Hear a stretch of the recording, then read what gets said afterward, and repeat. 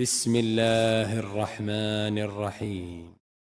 والعصر إن الإنسان لفي خسر إلا الذين آمنوا وعملوا الصالحات وتواصوا بالحق وتواصوا بالصبر.